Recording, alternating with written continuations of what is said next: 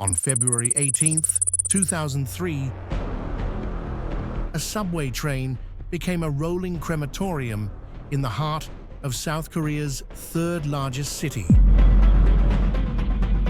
192 people boarded a routine morning commute. Only half would ever see daylight again. What happened inside car 1079 wasn't just an accident.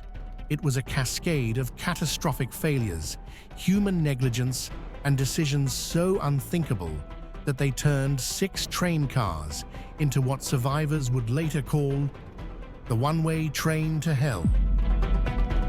This is the Daegu Metro fire, and the truth of what happened underground is far more disturbing than you can imagine. So let's dive in. February 18th, 2003, Daegu, South Korea. It's 9:53 a.m., and Yongsangal Station is buzzing with the usual Tuesday morning crowd. Students heading to university, business people commuting to work, elderly residents running errands. Among them is 56-year-old Kim Dae-han, a man carrying 2 green milk cartons filled with gasoline and paint thinner. According to the Korean National Police Agency's official report, Kim had been suffering from a severe stroke since 2001, leaving him partially paralyzed and unemployed. Depression consumed him. Medical records showed he'd attempted suicide twice before. But this morning would be different. This morning, he wouldn't die alone. At 9:53 a.m., train 1079 pulls into Yongsangal Station on Line 1. It's a 6-car subway train operated by the Daegu Metropolitan Transit Corporation. The lead car, car 1079, is packed with approximately 150 passengers. Kim Dae-han boards car 1079 at the rear section. Witnesses later told investigators from the Daegu District Prosecutor's Office that Kim appeared agitated, muttering to himself. Security footage, grainy and dated, shows him sitting down, placing the milk cartons on the floor between his legs. For 2 minutes, the train sits at the station. Doors open. Doors close. Everything appears normal. Then, at 9:55 a.m., Kim Dae-han strikes a cigarette lighter. According to survivor testimony documented by KBS News and the official government inquiry, the fire didn't start slowly. It erupted. The gasoline and paint thinner ignited instantly, creating a massive fireball that ripped through car 1079. The flames engulfed Kim Dae-han immediately. He would die from his burns within hours at a local hospital. But here's where this story takes its first dark turn. The train's interior wasn't just flammable. It was practically designed to burn. The seats in car 1079 were covered in polyurethane, a synthetic material that, when ignited, produces thick black smoke and releases toxic gases, including hydrogen cyanide and carbon monoxide. The Yonhap News Agency reported that within 90 seconds, the interior temperature reached over 1,000 degrees Celsius, hot enough to melt aluminum. Survivor Lee Myung-suk, a 32-year-old teacher, told CNN in a 2003 interview, "The smoke came first. Black, choking smoke. Then the heat. People were screaming, clawing at the windows. I couldn't see anything. I couldn't breathe." Passengers rushed toward the exits. But here's the problem. The train operator, Choi Jong-hwan, made a decision that would seal the fate of everyone on board. He turned off the train's power, and he ran. Let's be clear about what happened next, because this is where negligence transforms into horror. When Choi Jong-hwan shut down the power to train 1079, he didn't just turn off the lights. According to the investigation report by the Ministry of Construction and Transportation, he locked every single door electronically. In his panic, Choi evacuated the train through the driver's cabin and fled to the surface. He did not attempt to help passengers. He did not manually open the doors. He did not contact the control center effectively. The Korean broadcasting system obtained black box audio from the incident. At 9:56 a.m., Choi makes a garbled radio call to the central control room. Choi, fire. Fire in the train. Control, what's your location? Repeat your location. That was it. His only communication. And then came the decision that turned a disaster into a massacre.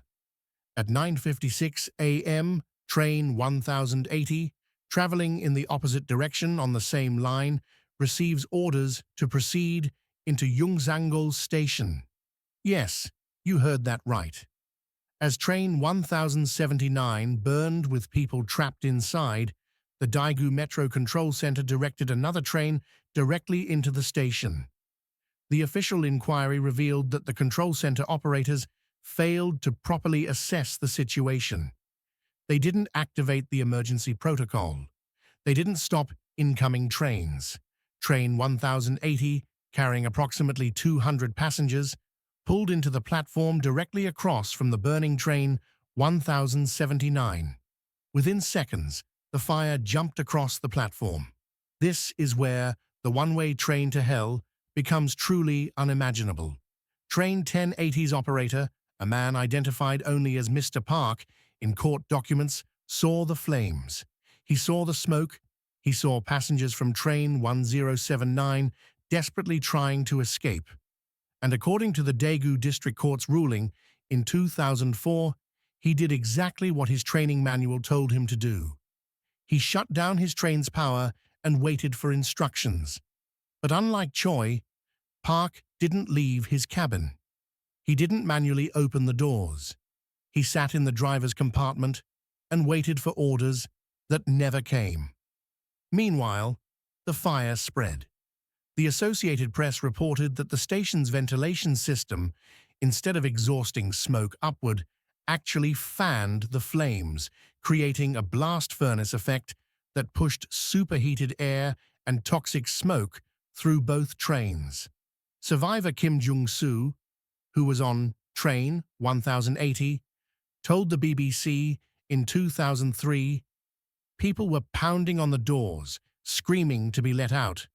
The windows were too thick to break. I watched a businessman use a fire extinguisher to smash a window for 5 minutes before it finally cracked. By then, people were already unconscious on the floor. Of the 200 people on train 1080, only about 50 managed to escape. The rest died where they sat, trapped behind locked doors, waiting for a rescue that came too late." The first firefighters arrived at Yongsanggol Station at 10:03 a.m., 8 minutes after the fire started. But they couldn't access the platform.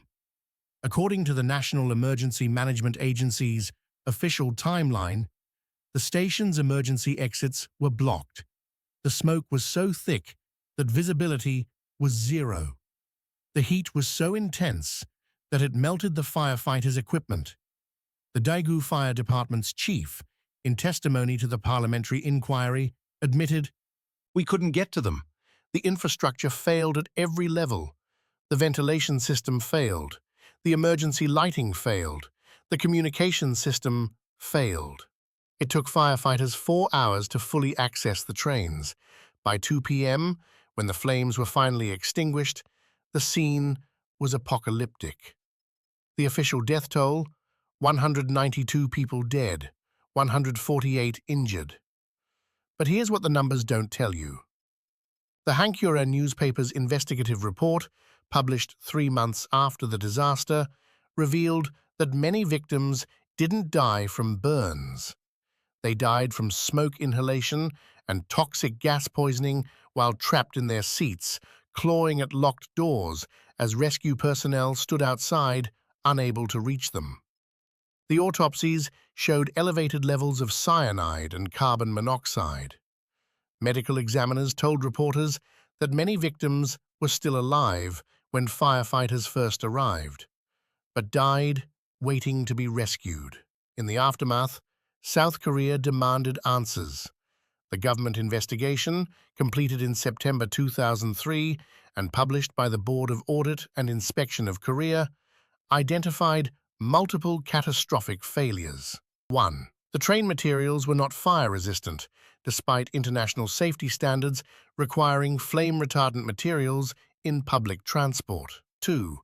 The train operators were not properly trained in emergency procedures. Neither Choi nor Park understood that they could manually override the electronic locks. 3. The control center failed to activate emergency protocols or stop incoming trains. 4. The station's ventilation system, designed in the 1990s, had no fire suppression capabilities. 5. Emergency exits were obstructed, poorly marked, and inadequate for the number of passengers. But here's the question that haunted the trial. Could this have been prevented? In February 2004, the Daegu District Court handed down its verdicts. Train operator Choi Jong-hwan was sentenced to 5 years in prison for abandoning passengers and negligence resulting in death. Train operator Park was sentenced to 4 years in prison for failing to evacuate passengers. The Daegu Metro Corporation's safety manager received 3 years for failing to implement proper safety protocols. 6 other officials received suspended sentences. According to the Korea Times, the relatively light sentences sparked national outrage.